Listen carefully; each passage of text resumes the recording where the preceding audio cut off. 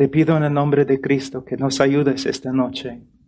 Señor, tú sabes que aún el predicador más elocuente, Señor, no puede lograr nada. Que es solo tu Espíritu que obra y que avance el reino de Dios. Señor, ayúdanos esta noche. A través de mi testimonio, a través de quizás una enseñanza.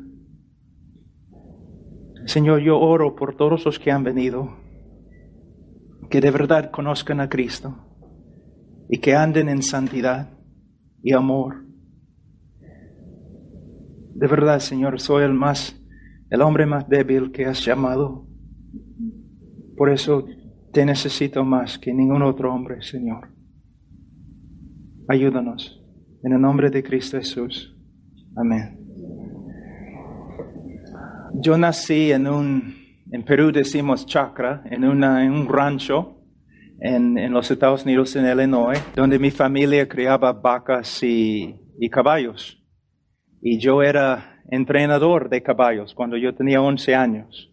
Y cuando yo tenía 9 años, mi mamá me llevó a una iglesia y escuché el Evangelio y de verdad me impactó bastante. Empecé a llorar y llorar y llorar y la gente me llevó adelante al pastor. El pastor me habló algunos minutos y después, el próximo domingo me bautizaron y de verdad yo no sabía nada del Evangelio. Yo no sabía lo que había pasado, pero me dijeron que yo era cristiano ahora.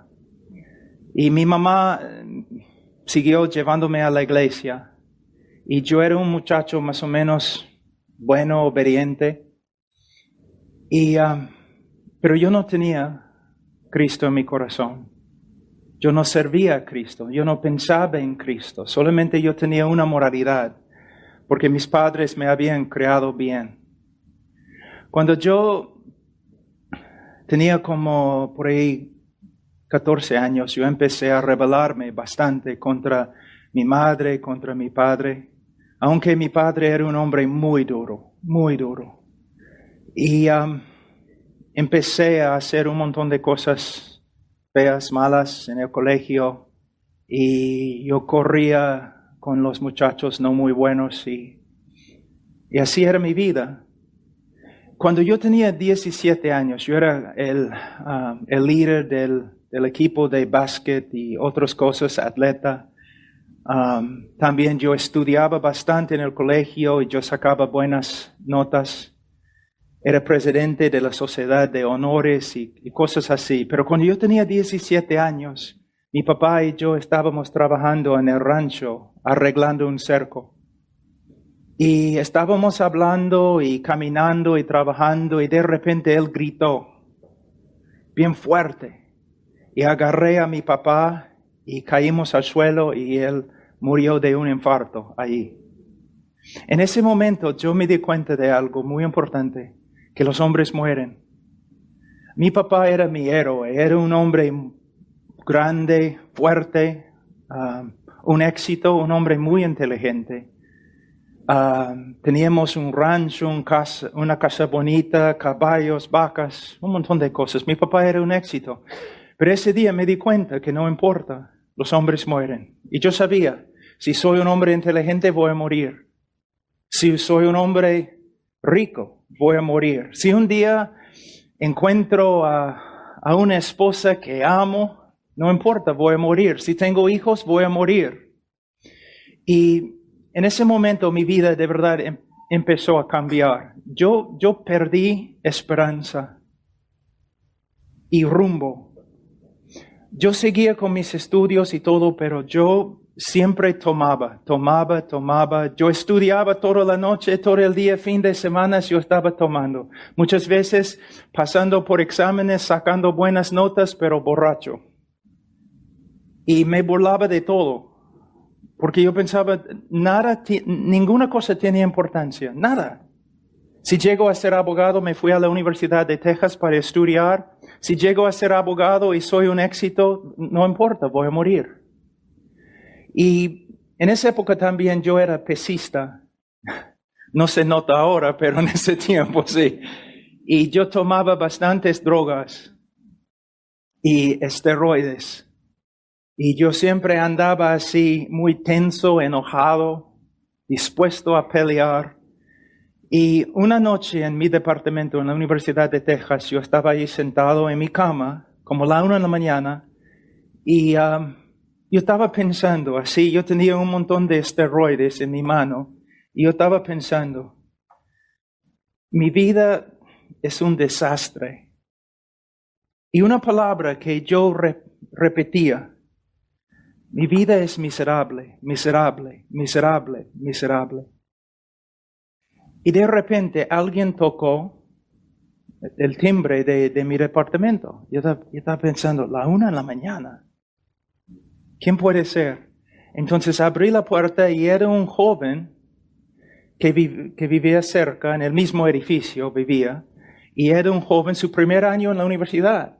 Era un chibolo más de ese tamaño, ¿no? Un flaquito. Y él estaba ahí en la puerta temblando así. Yo pensaba, oye, ¿qué te pasa? Y él me dijo, tengo que decirte algo. 1 de la mañana, ¿qué tienes que decirme? Bueno, probablemente me vas a pegar, me dijo. Yo le dije, probablemente que sí, te voy a pegar, 1 de la mañana. Entonces, él dijo, Dios me ha dado un mensaje para ti.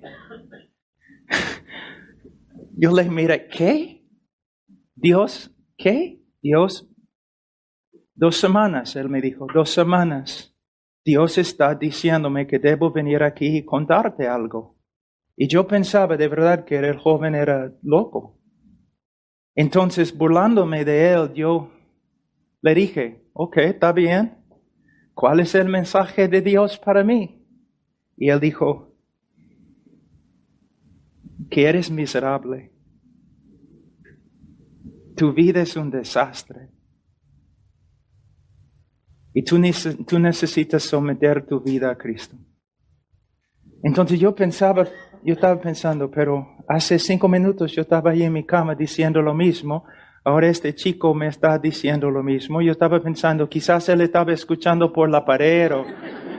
Y entonces, él habló conmigo hasta las 4 de la mañana acerca de Cristo. Y yo le di todas las excusas, ¿no? Una parte de mi familia era bautista, otra parte de mi familia católica. Entonces yo le dije, mira, yo conozco la iglesia católica, yo conozco la iglesia bautista, evangélica, todos son hipócritas, tu religión es falsa. Y él me dijo, no estoy hablando de una religión, estoy hablando de una persona. Y su nombre es Jesús de Nazaret. Y tú tienes que tomar una decisión. ¿Quién es? Yo nunca había escuchado a una persona hablando así. Entonces, yo empecé a pensar en lo que él me había dicho. Y como 2, 3 semanas, simplemente pensando de vez en cuando acerca de Jesús, ¿quién es? Y mi mamá había puesto una Biblia, había metido una Biblia en mi maleta, ¿no? Entonces yo estaba buscando por todas mis cosas para tratar de encontrar la Biblia. Entonces encontré la Biblia y abrí la Biblia a Salmo 103, donde dice que el hombre es como el pasto, ¿no? Está aquí un momento, el próximo momento, no. Y todos se olvidan de él cuando muere. Y me enojé porque yo dije, casi la primera vez que yo había orado en años, yo dije, gracias Señor. Yo sé que así es el hombre.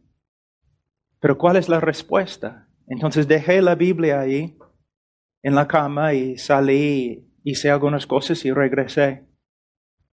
Y luego volví a la Biblia. Vamos a Salmo 103. Dice en versículo 15, el hombre como la hierba son sus días, florece como la flor del campo, que pasó el viento por ella y pereció, y su lugar no la conocerá más. Y yo dije al Señor, Señor, ya, yo sé lo que es el problema, pero ¿cuál es la respuesta? Y cuando volví a leer la Biblia de nuevo, versículo 17, mas la misericordia de Jehová es desde la eternidad y hasta la eternidad sobre los que le temen. Y la palabra eternidad es lo que me agarró, me hizo pensar, eternidad. La cosa que yo estaba buscando, eternidad. Que uno puede vivir para siempre. Que la muerte no tiene la palabra final. Entonces, como brotó dentro de mí una esperanza, caramba, quizás hay algo acá. Entonces empecé a hacer preguntas, ¿no? ¿Pero quién es Jesús? Y empecé a leer el camino, la verdad, la vida. Él que murió por mis pecados. Y yo sabía que yo era un pecador muy grande, una persona horrible. Y un día, algunas semanas después, yo estaba estudiando allí en la biblioteca de la Universidad de Texas y con un equipo que trabajaba conmigo. Nosotros habíamos formado equipos para hacer una competencia, un equipo contra el otro equipo. Yo estaba estudiando para ser abogado en el campo petrolero.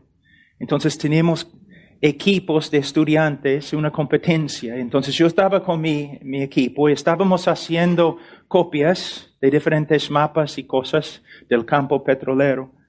Y una chica que estaba en mi equipo se me acercó y me dijo, oye Pablo, este viernes voy a tener una fiesta, tú debes venir.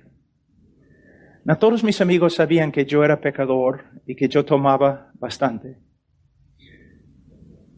Pero yo había llegado a tal punto que yo no iba a fiestas ni nada. Solamente viernes, sábado, yo iba a una taberna y yo tomaba. Yo no quería hablar con nadie. Entonces ella se me acercó y me dijo, ¿por qué no vienes a mi fiesta? Yo le dije que no voy a ir. Ella dijo, ¿por qué? Y les digo la verdad, yo no, sin pensar, yo le dije, no voy a ir a tu fiesta porque ahora yo creo en Cristo, soy cristiano, soy su discípulo y yo voy a seguir a Cristo. Y ella me miró así. Y todos mis amigos que estaban ahí estaban mirándome así. Y en ese momento es como una luz. ¡Pau! Y yo pensé, sí. Es exactamente lo que voy a hacer. Yo creo en Cristo. Yo creo en Cristo. Yo creo en Él. Él murió por mí. Él me ama. Yo sé, mis pecados ya no están. Soy salvo. Tengo vida eterna. Yo sabía en ese momento que el Señor me había salvado. Entonces yo tenía miedo porque de verdad yo no sabía cómo interpretar lo que me había pasado. Entonces yo salí de la biblioteca casi corriendo. Y cuando llegué a la puerta de la biblioteca, una chica estaba entrando que era cristiana.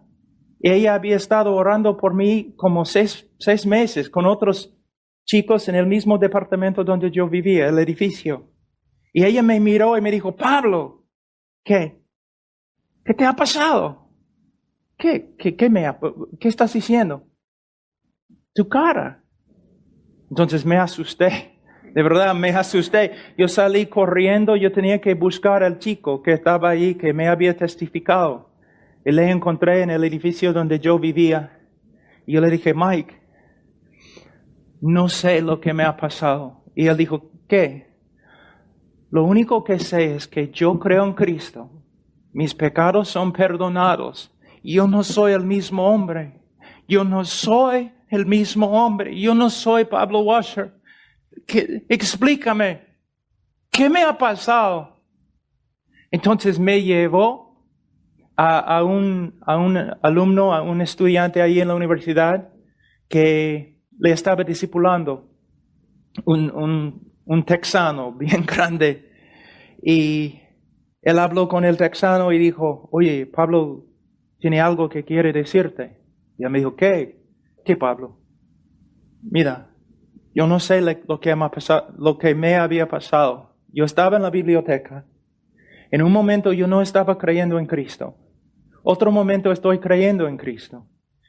Yo sé que me has salvado y que Pero lo que me asusta es que yo sé que no soy el mismo hombre de antes. ¿Qué me ha pasado?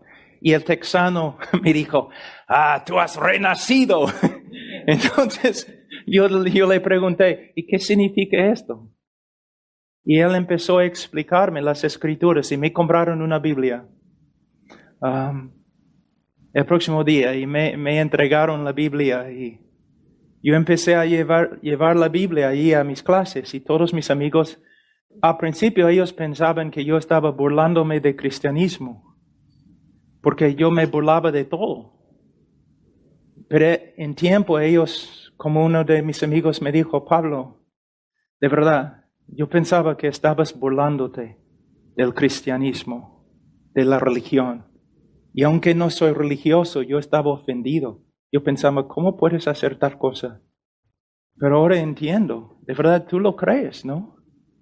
Sí, lo creo. Y el primer día después de convertirme, el próximo día, yo estaba pasando por la universidad y había un lugar allí donde todos podían predicar, ¿no? Y yo pasaba por allí y había un grupo de gente muy grande y un hombre predicándoles. Entonces yo estaba ahí escuchando, pero él estaba predicando contra Cristo, que Cristo era falso, que la ética, ¿no?, cristiana era falsa. Y no sé lo que me pasó, porque mayormente yo no hablaba mucho a personas, pero me enojé.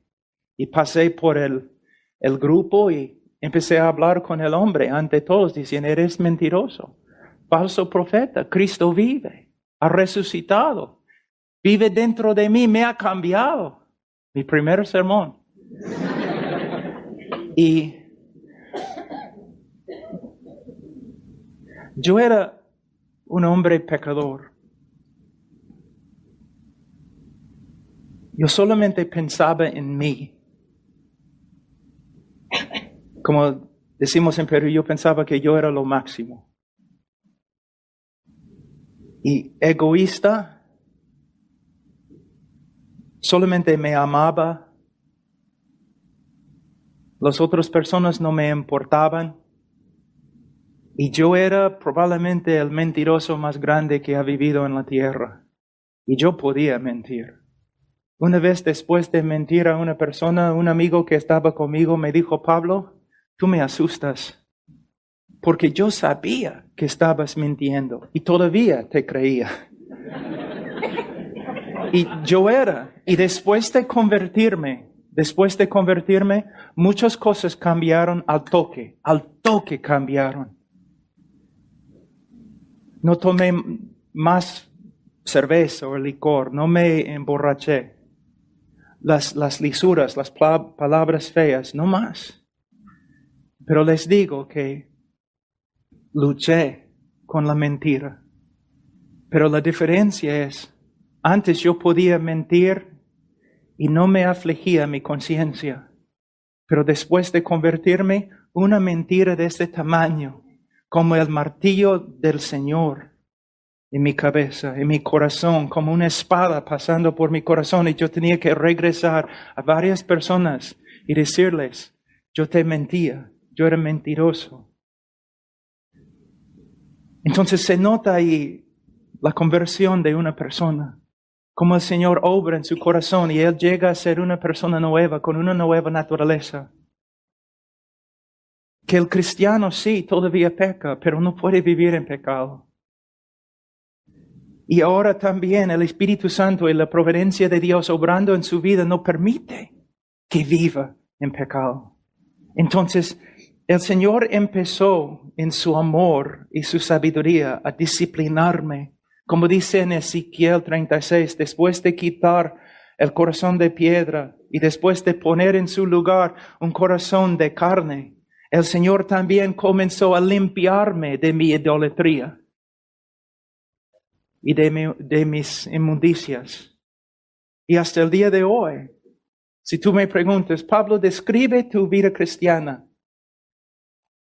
La providencia de Dios conformándome a la imagen de Cristo. Sea por medio de enseñanza, sea por medio de disciplina, conformándome a la imagen de Cristo. Entonces me convertí y empecé a crecer Después de como un año caminando con el Señor, yo empecé a predicar en las calles. Bueno, quizás no puedo decir predicar, intentar. Yo intentaba predicar en las calles, pero yo tenía tanto miedo. De verdad, aunque yo tenía músculos y todo, yo tenía miedo de todos. Y como una cobardía increíble. A veces yo iba a lugares donde todos los estudiantes estaban tomando y todo, y caminaba toda la noche en la calle sin entregar un folleto porque yo tenía tanto miedo. Entonces un día un anciano en nuestra iglesia me dijo, Pablo, hay algunos libros que me gustaría darte y quiero que tú leas los libros. Entonces recibí los libros y uno de los libros era la autobiografía de Jorge Müller y algunos libros de Bounds sobre la oración, un libro de Leonard Ravenhill, otro libro acerca de Hudson Taylor. Entonces empecé a leer los libros. Tozer, hombres que de verdad conocieron a Dios. Hombres que caminaron con el Señor y empecé a ver algo.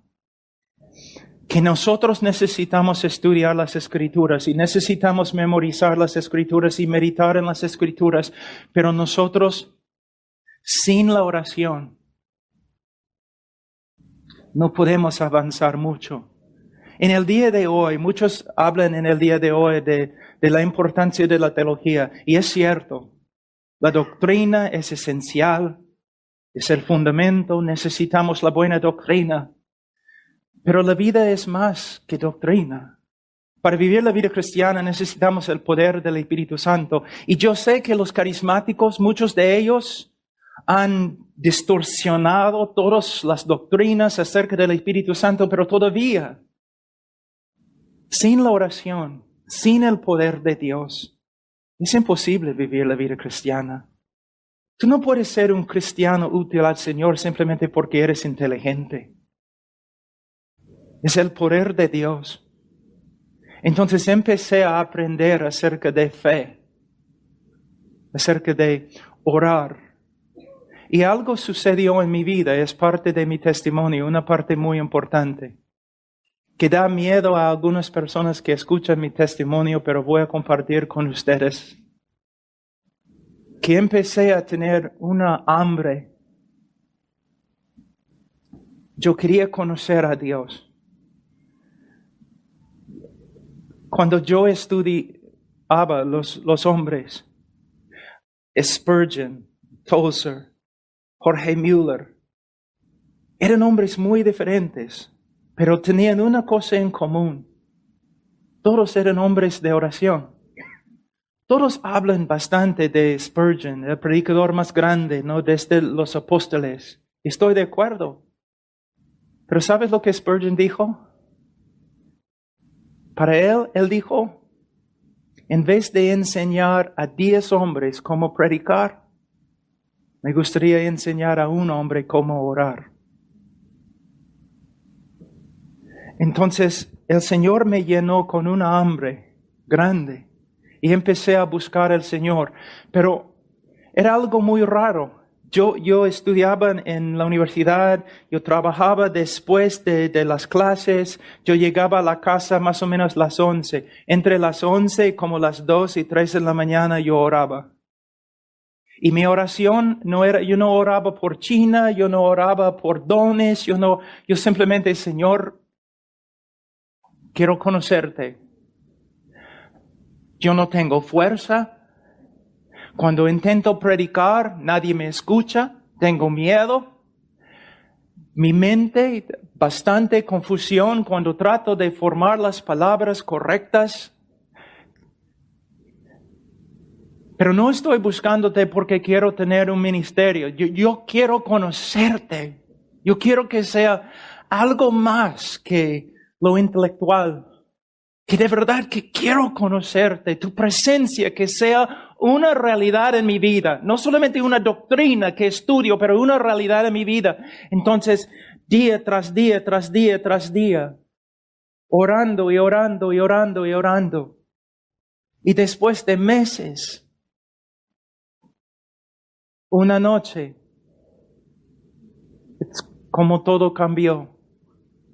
Me da tanta pena cuando yo escucho los testimonios de algunos de cómo no el Señor llegó y hablaron en lenguas y un montón de cosas, porque lo que dicen no es bíblico, no es bíblico. Pero buscar al Señor, si oramos y buscamos al Señor, su presencia y su poder llega a ser una realidad. Lo que me asusta en el día de hoy es que muchos están buscando doctrina, buena doctrina. Y está bien, tenemos que tener la buena doctrina, pero no son hombres de oración. Y son hombres tan inteligentes que quizás no necesiten orar. Hombres tan diestros en la doctrina y en la exposición y todo, y pueden dividir todo perfectamente. Pero ¿dónde está el poder para ver personas convertidas? Entonces, orando y orando y orando, y empecé a ver que la guerra no se gana por medio de el intelecto, no se gana por medio de la elocuencia, sino por medio del poder de Dios. La conversión de una persona es imposible, ¿se dan cuenta?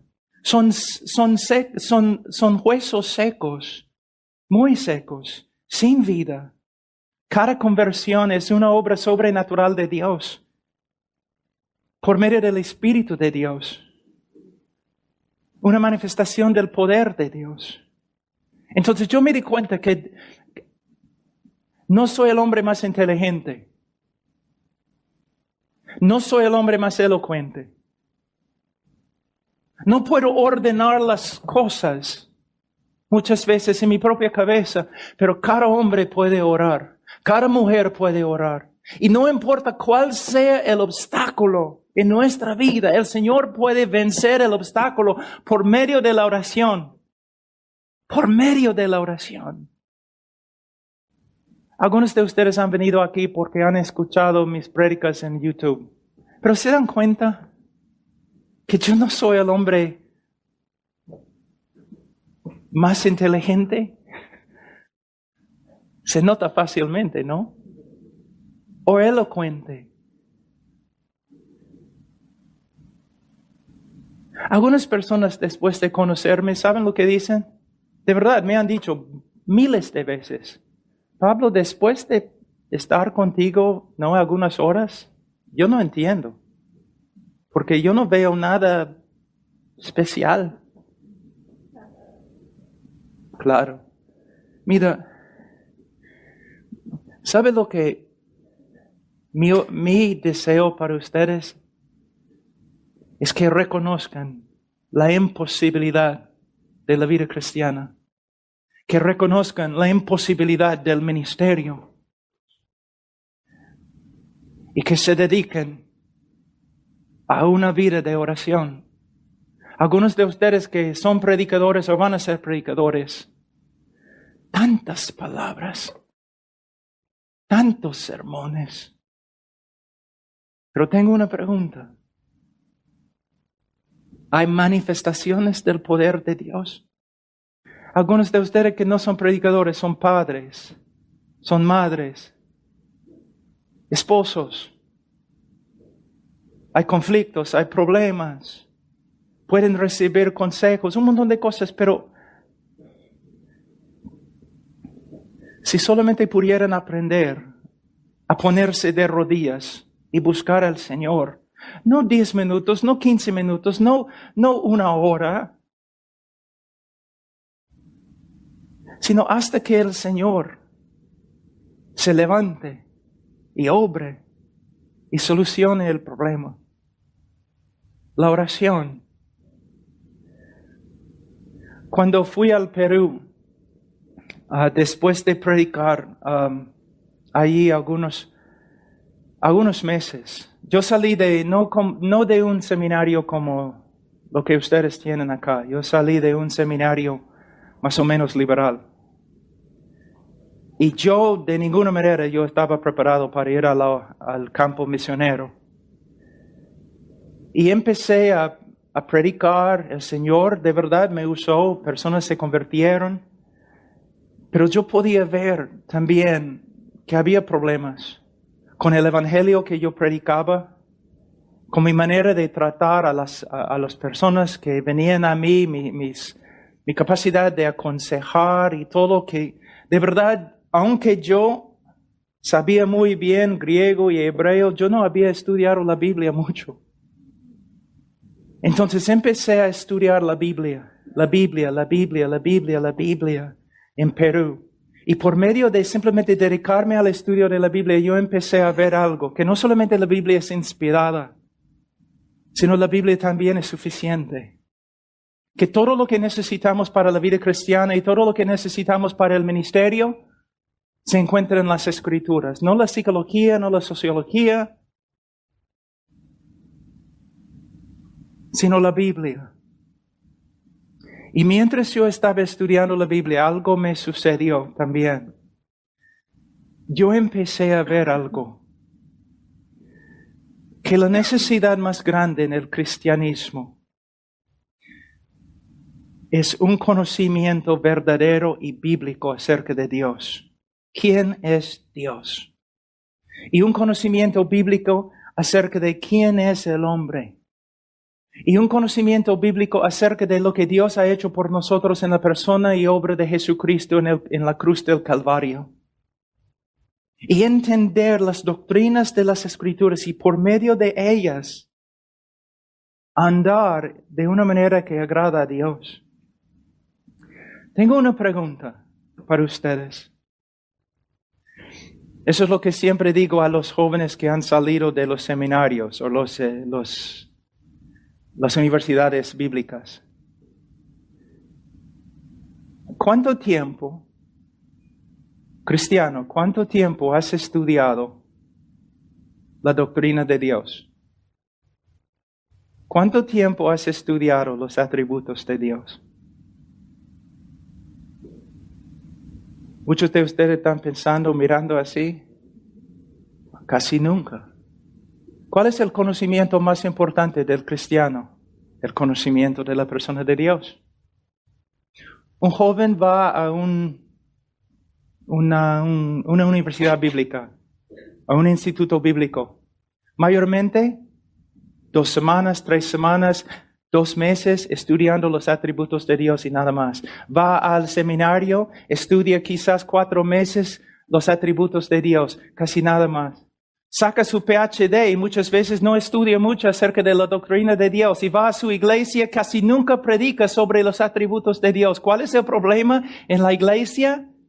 El pueblo de Dios es ignorante de la persona de Dios y sus obras. Algunos de ustedes, mira, se dan cuenta de que deben amar a Dios más que aman a Dios, ¿no es cierto? Cuando un predicador te dice que debes amar a Dios más, tú debes responder así. Está bien, enséñame cómo. Y vas a ver la cara del pastor, ¿no? ¿Qué hago? ¿Cómo puedes crecer en el amor de Dios? ¿Cómo? Todos nosotros nos damos cuenta que debemos crecer en el amor de Dios, pero ¿cómo? Bueno, yo les voy a dar la respuesta. Yo soy casado ahora 21 años con mi esposa, Charo. Yo la amo mucho más ahora que cuando nos casamos. ¿Por qué? Porque yo conozco más de sus virtudes. Y sus virtudes me animan a amarla más. Lo que puedo ver de ella resulta en más amor en mi corazón por ella. Entonces, ¿cómo puedes amar a Dios más? Por medio de conocer las virtudes de Dios. Por medio de crecer en tu conocimiento de Él. Y mientras creces en el amor de Dios, mientras creces en el conocimiento de Dios, vas a crecer también en tu amor por Dios. Entonces, ¿cuál es nuestra necesidad? Conocimiento estudiando la doctrina, estudiando las Escrituras, estudiando la persona de Dios, la obra de Cristo, la revelación más grande de Dios a través de Cristo, y viviendo de rodillas, viviendo en oración. Ahora tengo algún tiempo todavía y les voy a, en vez de compartir mi testimonio, les voy a enseñar de las Escrituras.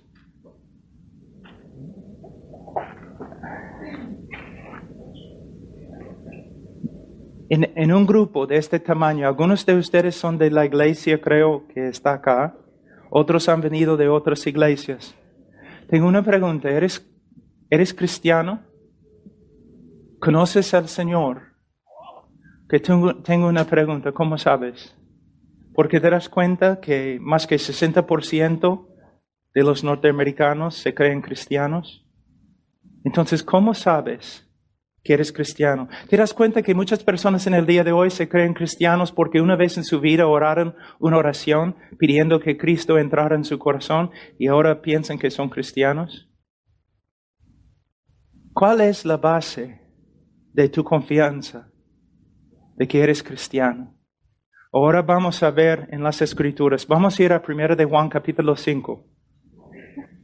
Él dice en 1 de Juan capítulo 5, versículo 13, estas cosas os he escrito a vosotros que creéis en el nombre del Hijo de Dios, para que sepáis que tenéis vida eterna y para que creáis en el nombre del Hijo de Dios. Ahora, en el Evangelio de Juan, Él nos dice el propósito de lo que escribió, para que todos creyeran en Cristo, que Él es el Salvador del mundo, el Hijo de Dios. Ahora Él nos dice por qué ha escrito 1 de Juan. Para dar confianza o seguridad de salvación a los que de verdad creen. Ahora, ¿cómo va a hacerlo? Va a hacerlo por medio de darnos varias pruebas. Y nosotros podemos comparar nuestras vidas a lo que Juan ha escrito acá para ver si de verdad tenemos vida eterna. Esta noche no tenemos tiempo para estudiar todo el libro, pero vamos a pasar por algunas pruebas muy importantes. Juan va a darnos algunas características de lo que es un cristiano verdadero y tú debes comparar tu vida a lo que Juan dice. Vamos a empezar en capítulo 1.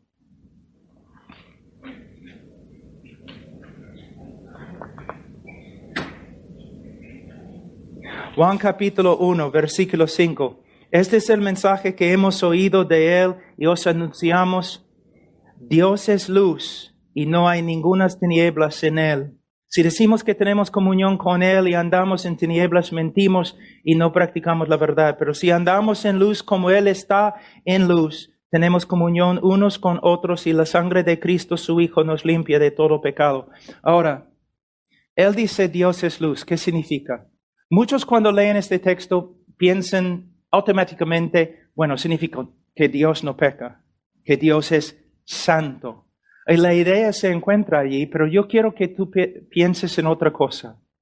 Cuando Él está hablando de luz, Él está hablando también de la revelación de Dios. ¿Cómo? Es muy posible que había un grupo de falsos profetas que habían entrado en la iglesia y ellos estaban enseñando que Dios era más o menos esotérico, que Él era oscuro, escondido, que nadie podía conocer a Dios o conocer su voluntad. Que solamente los maestros, super espirituales, los falsos profetas tenían la respuesta de quién es Dios, pero el cristiano común y corriente no podía saber. Y Juan está diciendo algo muy importante, que no, es una mentira. Dios es luz. Dios se ha revelado a nosotros. Dios nos ha mostrado quién es y también nos ha mostrado su voluntad. Entonces, ¿qué significa? Versículo 5. Este es el mensaje que nos hemos oído de Él y os anunciamos. Dios es luz y no hay ninguna tinieblas en Él. Si decimos que tenemos comunión con Él, si decimos que somos cristianos, si decimos que tenemos vida eterna, si decimos que somos hijos de Dios, y andamos en tinieblas, mentimos y no practicamos la verdad. Entonces, ¿qué está diciendo? Primeramente necesitamos ver la palabra andar. En el griego peripateo significa caminar por todos lados, ¿no? Y él está diciendo básicamente así. Si nosotros decimos que somos cristianos y caminamos dentro de la revelación que Dios nos ha dado acerca de Él y su voluntad, entonces hay evidencia que de verdad que somos cristianos. Pero si nosotros decimos que somos cristianos y vivimos una vida que contradice lo que Dios ha dicho acerca de su naturaleza, sus atributos y su voluntad, entonces nosotros mentimos cuando decimos que somos cristianos. Es muy importante entender la palabra andar. ¿Por qué? Vamos a decir que tú me odias y tú quieres probar a todo el mundo que no soy cristiano. Entonces tú estás detrás de mí con una cámara de fotografía, ¿no? Y un día tú me ves saliendo de mi casa enojado, yo pateo el gato, grito, y en este momento tú vas así, ¡pah! Y tomas la foto. Y luego tú muestras la foto a todos en el internet diciendo, ve, allá ves, Pablo Washer no es cristiano. ¿Puedes ver su pecado? Pero de verdad no es lo que has hecho. No es evidencia de nada. Tú simplemente has tomado una foto de un momento en mi vida que no demuestra si soy cristiano o no soy cristiano. Pero si tú me sigues todos los días con una cámara de video, todos los días, un año, mostrando toda mi vida en casa, mi vida en la iglesia, mi vida privada, ahí sí se nota mi estilo de vida. Y Juan está hablando de un estilo de vida. Entonces mi pregunta para ti esta noche es, ¿cómo es tu estilo de vida? ¿Tú estás viviendo de acuerdo con lo que Dios nos ha mostrado acerca de sí mismo y su voluntad? ¿O tú vives de una manera que contradice lo que Dios nos ha dicho acerca de su persona y su voluntad? ¿Cómo vives? Tu estilo de vida.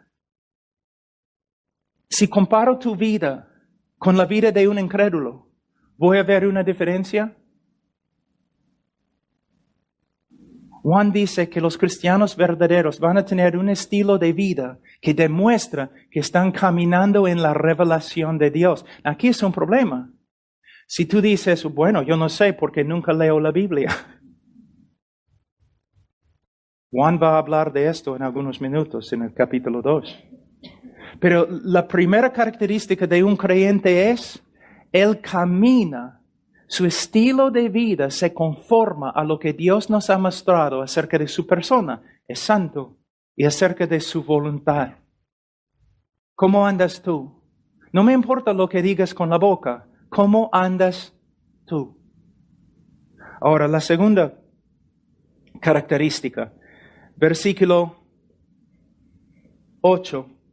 Si decimos que no tenemos pecado, nos engañamos a nosotros mismos y la verdad no está en nosotros. Si confesamos nuestros pecados, Él es fiel y justo para perdonar nuestros pecados y limpiarnos de toda maldad. Si decimos que no hemos pecado, le hacemos a Él mentiroso y su palabra no está en nosotros. ¿Qué significa?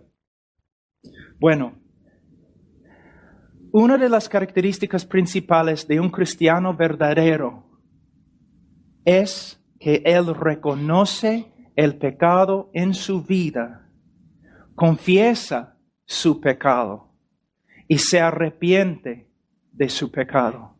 Es lo que Cristo quería decir cuando Él dijo, bienaventurados los que lloren. Los que reconocen su pecado. ¿Qué significa confesión? Confesión proviene de la palabra griega homologeo. ¿Y qué significa? Significa hablar la misma cosa. Entonces, ¿qué significa?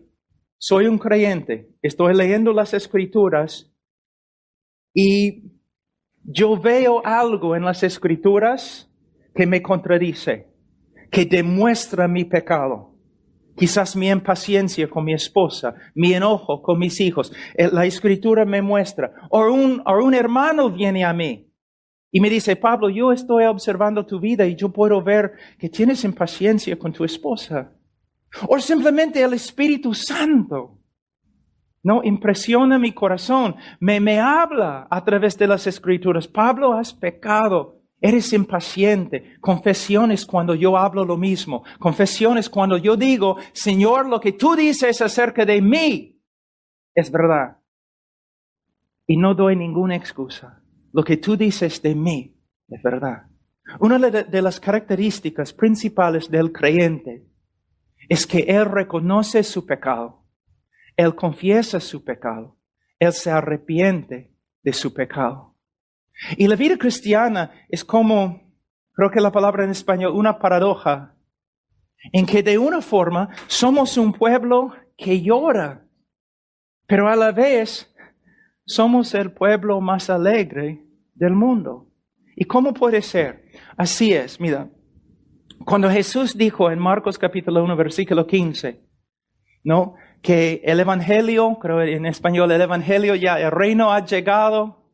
El Evangelio se ha predicado, que todos deben arrepentirse y creer el Evangelio. Arrepentirse y creer se encuentra en el tiempo presente en griego. Entonces, él está hablando de un estilo de vida, que la vida cristiana es el arrepentimiento continuo y fe continuo. ¿Y cómo funciona?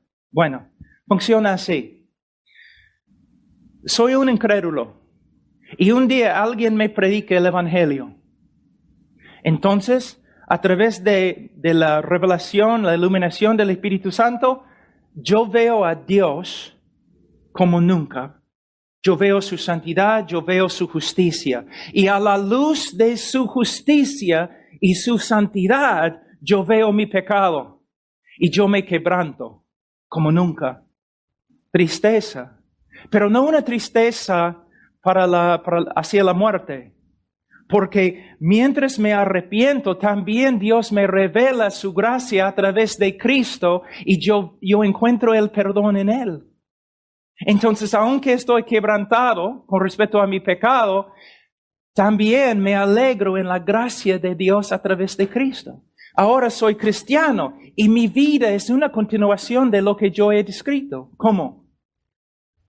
Mientras estoy creciendo como un creyente, yo estoy viendo más y más de quién es Dios, más y más de su santidad, de su justicia.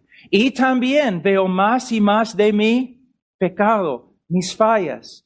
¿Y qué pasa? Mi quebrantamiento es más y más profundo, pero a la vez estoy viendo más y más de la gracia de Dios. ¿Y qué pasa? Más y más gozo, no en mí mismo, no en mis obras, sino en quién. En Dios y la gracia que Él me ha revelado a través de su Hijo Jesucristo. Entonces, esa es la vida cristiana. En Rumania, los cristianos, cuando la gente quiere burlarse de los cristianos, dicen que ellos son los arrepentidos. Pero así son los creyentes. Pero muchos se arrepienten sin esperanza, porque no conocen a Cristo, solamente ven su pecado. Pero nosotros, los cristianos verdaderos, siempre estamos arrepintiéndonos, pero a la vez siempre estamos creciendo en gozo, porque nuestra confianza en Cristo crece. Entonces, una característica del cristiano verdadero es que siempre está reconociendo su pecado. Siempre está confesando su pecado. Ahora vamos a otra característica. Capítulo 2, versículo 3. En esto sabemos que nosotros le conocemos y guardamos sus mandamientos. Mira lo que está diciendo. ¿Cómo sabemos que somos creyentes? Porque guardamos sus mandamientos. Ahora quizás estás pensando, entonces Pablo, ninguna persona puede tener esperanza porque todos nosotros fallamos en la obediencia. Pero tienen que darse cuenta de nuevo que él está hablando de ¿qué? Un estilo de vida. Voy a explicarlo así. Muchas personas vienen a mí diciendo, Pablo, yo tengo una nueva relación con Dios. Entonces yo siempre les pregunto, entonces, ¿tienes una nueva relación con el pecado? Porque si no tienes una nueva relación con el pecado, si tu relación con el pecado no ha cambiado, tu relación con Dios no ha cambiado. También les pregunto, tú dices que tienes una nueva relación con Dios, gloria a Dios, pero ¿tienes una nueva relación con sus mandamientos? Porque si no tienes una nueva relación con sus mandamientos, no tienes una nueva relación con Él. Entonces, ¿qué está diciendo? Que el creyente verdadero tiene, de verdad, una nueva relación con los mandamientos de Dios. ¿Un incrédulo piensa en los mandamientos de Dios? No. ¿El incrédulo ve la importancia de los mandamientos? No. Cuando un incrédulo desobedece los mandamientos de Dios, ¿se quebranta? No. Pero el creyente, sí. Ahora, el creyente quiere saber lo que Dios ha mandado. El creyente quiere conocer la voluntad de Dios. El creyente quiere obedecer a Dios. El creyente crece en su poder de obedecer a Dios. Y cuando el creyente no obedece a Dios, se arrepiente. Ahora tengo una pregunta para ti. ¿Cuál es tu relación? Describe tu relación con la palabra de Dios. Me da mucho miedo cuando aún los creyentes, supuestamente creyentes, en iglesias bíblicas, nunca abren sus Biblias. Y solo tienen una Biblia en la mano cuando van a la iglesia. Cuando escuchamos esas cosas, debemos tener miedo. ¿Te das cuenta? Si la única relación con la palabra de Dios que tú tienes es domingo, no. Somos nuevas criaturas. Tenemos un nuevo corazón con nuevos deseos. El deseo de conocer a Dios, el deseo de conocer su voluntad, el deseo de obedecer a Dios y andar de una manera que le agrada. ¿Cómo eres tú? ¿Cómo eres tú? Tu relación con la palabra de Dios, ¿cómo es? Algunos de ustedes son creyentes, pero han descuidado gravemente la palabra de Dios. Les digo que en el día de hoy el Señor no va a juzgarte y aprobarte simplemente porque estás en una iglesia bíblica. El Señor te va a juzgarte por tus acciones. Cristiano, debes dejar de descuidar la palabra de Dios. Debes darse cuenta que es un error, es un pecado grave descuidar la palabra de Dios, no estudiar la palabra de Dios, no memorizar la palabra de Dios, no meditar en la palabra de Dios, no dirigir tu familia por medio de la palabra de Dios. Es un pecado grave. Y si eres cristiano, arrepiéntete, deja de hacerlo. Pero algunos de ustedes nunca estudian la palabra de Dios porque quizás todavía no conozcan su autor. Solamente cristiano por nombre. Por nombre. Quizás tú te crees cristiano porque tú dices aleluya siempre. O siempre estás diciendo Dios te bendiga, gloria a Dios. Pero eso no significa nada. La evidencia de tu cristianismo es la obra de Dios en tu vida, que se manifiesta a través de tus acciones. Entonces, el cristiano verdadero, él quiere saber lo que Dios ha dicho, quiere obedecer a Dios y se arrepiente cuando no obedece a Dios. Ahora vamos a versículo 6, capítulo 2, versículo 6. El que dice que permanece en él debe andar como él anduvo. Y tú dices, ¿quién anda como Cristo anduvo? ¿Cómo puede esto ser una característica del cristianismo verdadero? De nuevo, tienes que pensar en el estilo de vida. Estilo de vida. Ahora, ¿cómo? Les voy a dar una ilustración. Cuando yo era niño, Yo quería ser como mi papá, de verdad. Yo quería ser como él. Yo hacía todo como él. Él era muy grande, yo un chibolo de ese tamaño. Pero yo quería ser como él. Y nosotros en el invierno teníamos que dar agua a las vacas, a los caballos, porque el lago estaba totalmente congelado. Entonces mi papá era un hombre tan grande y fuerte, no un balde así de agua, otro balde así de agua, y caminando así por la nieve, ¿no? Y yo era más o menos ese tamaño, pero yo quería ser exactamente como él. Entonces yo agarraba también el agua así, con las dos manos, levantando así. Y yo trataba de poner mi pie en sus, creo que pisadas, ¿no? Huellas, así, caminando. Como una araña borracha, ¿no? Una persona mirándome había pensado, este chico está loco. Este niño no puede ser como su papá. Pero nadie había dudado que yo quería ser como él. Se notaba en mi estilo de vida, aunque yo no podía alcanzar la fuerza de mi papá, yo no podía hacer lo que él hacía, como él hacía perfectamente. Se notaba que yo, en mi corazón, mi deseo más grande era imitar a mi papá. Tengo una pregunta. Cuando una persona te mira, está pensando, caramba, este hombre quiere imitar a Jesús. O quieres imitar a una estrella de cine, o un futbolista, o un hombre rico, o un hombre mundano, o una chica mundana y famosa.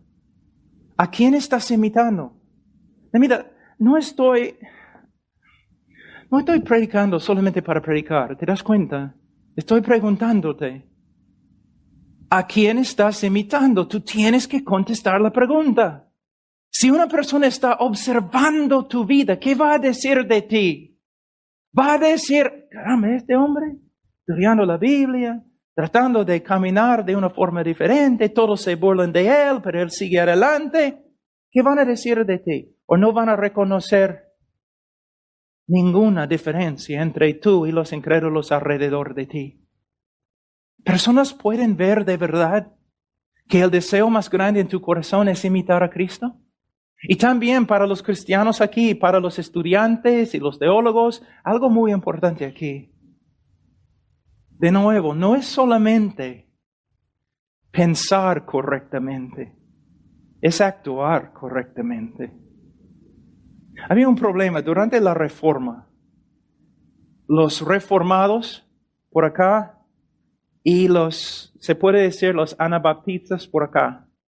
Los reformadores solamente estaban pensando en credos y doctrinas correctas y a veces no estaban pensando en su comportamiento.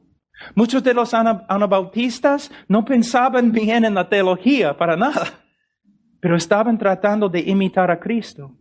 En tiempo, estos hombres, algunos tenían conocimiento, pero no tenían vida. En tiempo, estos hombres, algunos llegaron a ser legalistas, tratando de imitar a Cristo sin la gracia de Dios. Nosotros como cristianos debemos ser personas que estudien bien la doctrina, pero también con la meta de imitar a Cristo, de ser como Él, y especialmente con las personas más cercanas.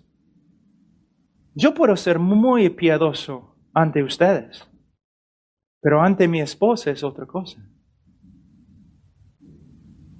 Después de 30 años de ser cristiano, yo amo la teología, yo leo la teología, pero mi meta más grande, yo leo la teología para que yo pueda imitar mejor a Jesucristo, su carácter. Ahora, una pregunta, tu estilo de vida, ¿a quién estás imitando? ¿A quién? Ahora vamos a otra característica de un cristiano, quizás la característica más importante. Dice en capítulo 2, versículo 8, o versículo 7, hermanos, no os escribo mandamiento nuevo, sino el mandamiento antiguo que habéis tenido desde el principio. Este mandamiento antiguo es la palabra que habéis oído desde el principio. Sin embargo, os escribo un mandamiento nuevo que es verdadero en él y en vosotros, porque las tinieblas van pasando y la luz verdadera ya alumbra. Juan, ¿qué estás diciendo? ¿Estás escribiendo un mandamiento antiguo? ¿Y no estás escribiendo un mandamiento antiguo? ¿Es antiguo? ¿Es nuevo? ¿Qué estás diciendo, Juan? Básicamente, él va a hablar del mandamiento de amar. Y lo que él está diciendo es, este mandamiento ha existido desde el comienzo. Podemos ver el amor de Dios desde el comienzo de las Escrituras, especialmente en el libro de Deuteronomio. Es un mandamiento antiguo, entonces, pero también es un mandamiento nuevo. ¿Cómo? Una nueva revelación de Dios a través de la persona y obra de Cristo. Dios siempre nos ha dicho que debemos amar, pero con la llegada del Mesías, con la llegada de Cristo, con la luz que venía con Él, ahora podemos ver el amor de Dios y el amor que nosotros debemos imitar en una luz totalmente diferente, más grande, más superior. Cristo nos ha mostrado de verdad cómo debemos amar. Ahora Él dice, versículo 9, el que dice que está en la luz y aborrece a su hermano está todavía en tinieblas. El que ama a su hermano permanece en la luz y en él no hay tropiezo. Pero el que aborrece a su hermano está en tinieblas y anda en tinieblas y no sabe a dónde va porque las tinieblas le han cegado los ojos. ¿Ustedes se dan cuenta cuántas veces Juan se repite? ¿Por qué? Cuando un judío quiere enfatizar algo, aunque esté escribiendo en griego, él se repite. Él está diciendo, escúchame, si tú dices que amas a Dios, pero aborreces a tu hermano, tú no amas a Dios. Si tú amas a tu hermano, es evidencia que amas a Dios. Now, la pregunta es, ¿quién es nuestro hermano? El fariseo preguntó, ¿no? El escriba, el abogado preguntó, ¿quién es mi prójimo? Bueno, en ese momento Jesús estaba diciendo todos. Pero aquí cuando Juan dice hermano, él está hablando específicamente acerca de otros cristianos.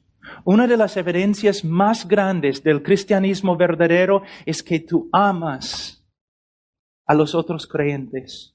Tú quieres estar con ellos. Tú quieres tener comunión con ellos. Tú quieres servir a ellos con obras prácticas. Por eso, a veces yo escucho a personas diciendo, bueno, yo soy creyente, pero ellos no son parte de ninguna iglesia y siempre hablan de los demás como hipócritas. Yo no voy a la iglesia, yo soy creyente, pero yo no voy a la iglesia porque la iglesia está llena de hipócritas. Una persona que habla así, está haciendo la obra de su padre, el diablo. De verdad. Porque está diciendo exactamente lo que el diablo dice. Antes de ser cristiano, en el gimnasio donde yo hacía ejercicios, había una iglesia enfrente y una calle muy pequeña, ¿no? Como quizás 4 metros, y ahí la iglesia. Y los miércoles, cuando los cristianos llegaban a la iglesia, yo abría todas las ventanas del gimnasio y la puerta, y yo tocaba la canción de AC/DC, Highway to Hell, el camino al infierno, burlándome de ellos. Pero ¿sabe qué? El momento que me convertí, yo quería estar con las personas de las cuales yo me burlaba. ¿Te das cuenta? El apóstol Pablo, él quería matar a los cristianos. Pero no podemos encontrar a ningún hombre que ama al pueblo de Dios como Pablo amaba al pueblo de Dios después de su conversión. En las Escrituras, nuestra relación horizontal con la iglesia es evidencia de nuestra relación vertical con Dios. Ahora, les voy a llevar a Mateo un ratito. Mateo 25.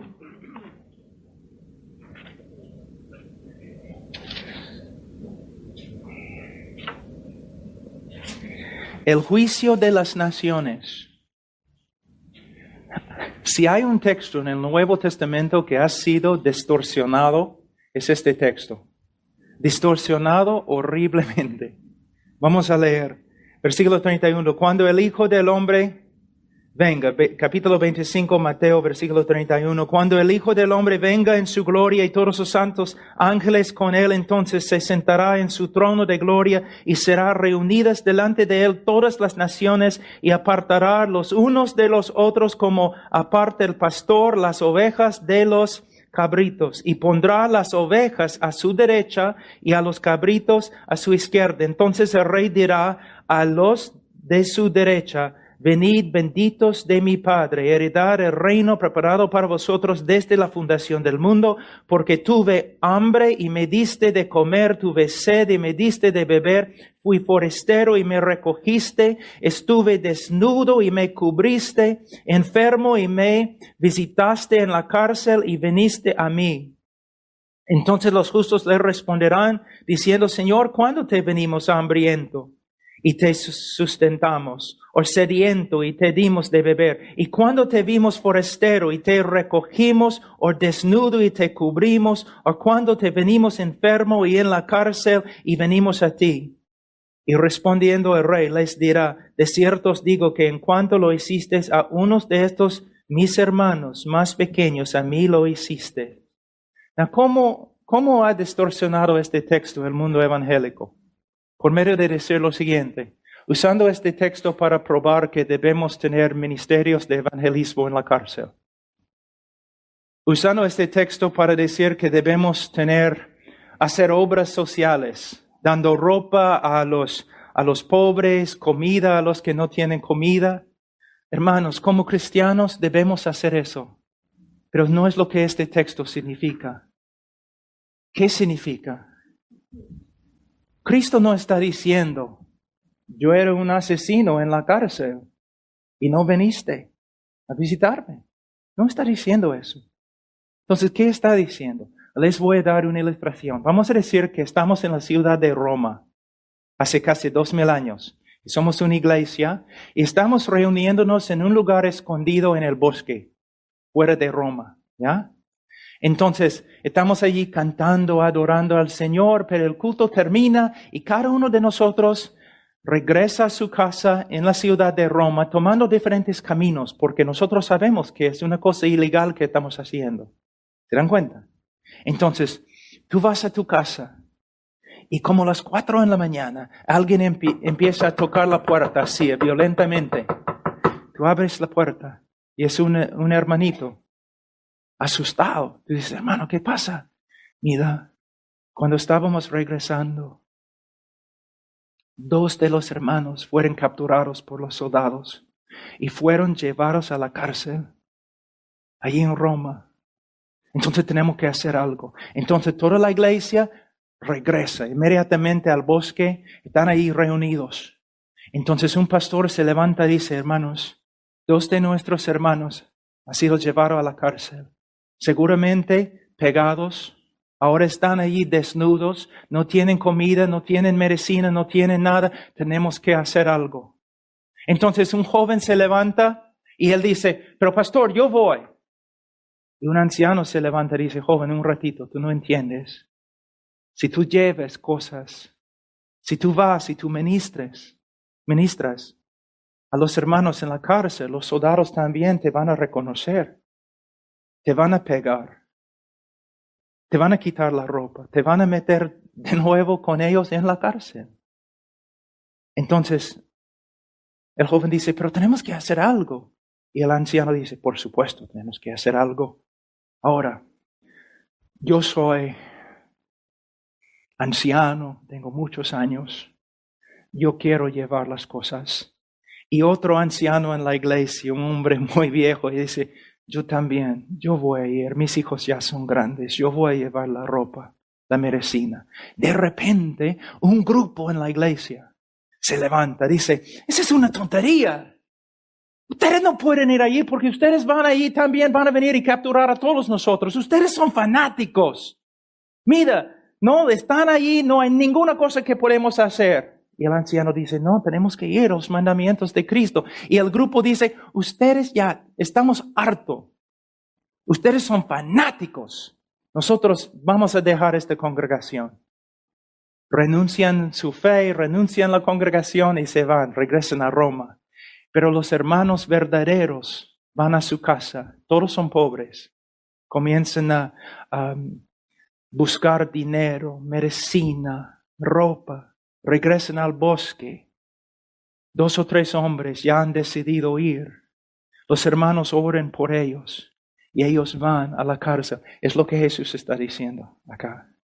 La evidencia de que de verdad somos creyentes es el amor que demostramos a los hermanos en Cristo. Hermanos, en el nuevo pacto, amor no es una cosa. Se puede decir que es todo. Amor. Tengo una pregunta para ti. Yo sé que quizás vayas a una iglesia, pero amas. Tú dices, sí, en mi corazón. No estoy hablando de tu corazón, estoy hablando de tus manos, tus pies, tus acciones. ¿Cómo estás sirviendo al pueblo de Dios? ¿Solamente vas a la iglesia para escuchar sermones bonitos? ¿Solamente vas para recibir? ¿Eres como una esponja? ¿Sabe qué? Una de las características de una persona reprobada, según Romanos capítulo 3, es que la persona es inútil. El Señor no puede usar esta persona para edificar su iglesia, para ayudar a los otros cristianos. Mira, piensa, no estoy aquí para dar una lectura. Piensa, estoy hablando contigo, piensa. Las características que hemos descrito aquí esta noche, ¿se encuentran en tu vida? ¿Y cómo? ¿Y a qué grado? ¿Eres cristiano? Ahora, se puede, y no tengo obviamente tiempo, pero se puede pasar por todo el libro de Primero de Juan. Y allí encontramos característica después de característica. Pero vamos a terminar con una característica muy rápido, porque es importantísimo. Primero de Juan.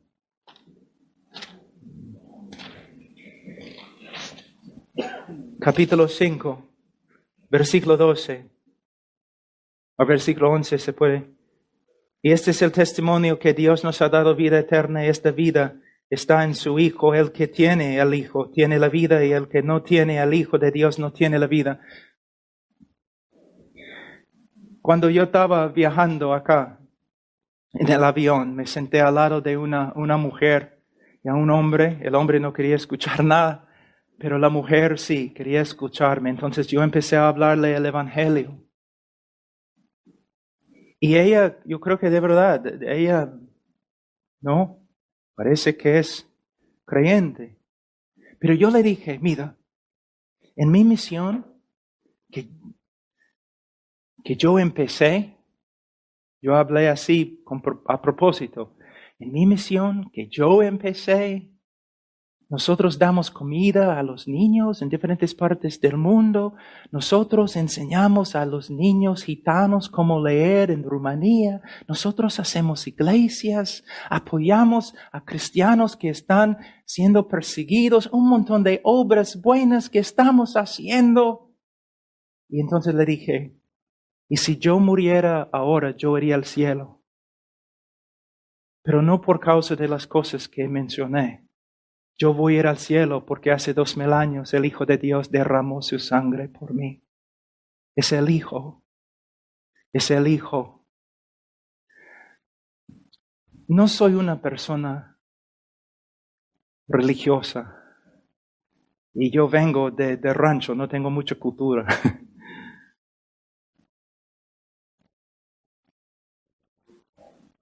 Pero es el amor de Cristo que me tiene como un cautivo. como un esclavo. Y el conocimiento de que mis obras son como trapos de inmundicia. Y mi única esperanza es la persona de Jesucristo. No la moralidad, no la iglesia, no obras, nada. Todo es como, de verdad, hermanos, como excremento. Soy salvo porque Cristo murió por mí hace 2000 años. Nuestra única esperanza. Pablo dice en el libro de Filipenses que los cristianos verdaderos son los que se glorían en Cristo, que se jacten en Cristo. Nuestra única esperanza es Cristo. Si tú vienes a un cristiano verdadero y tú dices, ¿sabe qué? Tú eres una persona tan linda, tantas buenas obras, tan buena eres. De verdad, tú vas a ir al cielo. Un cristiano verdadero sabe lo que va a hacer, cómo va a responder, va a vomitar, va a gritar, no, no, no. Él murió por mí. Él murió por mí. Nada más. Nada más. Me salva no por causa de mí, sino a pesar de mí.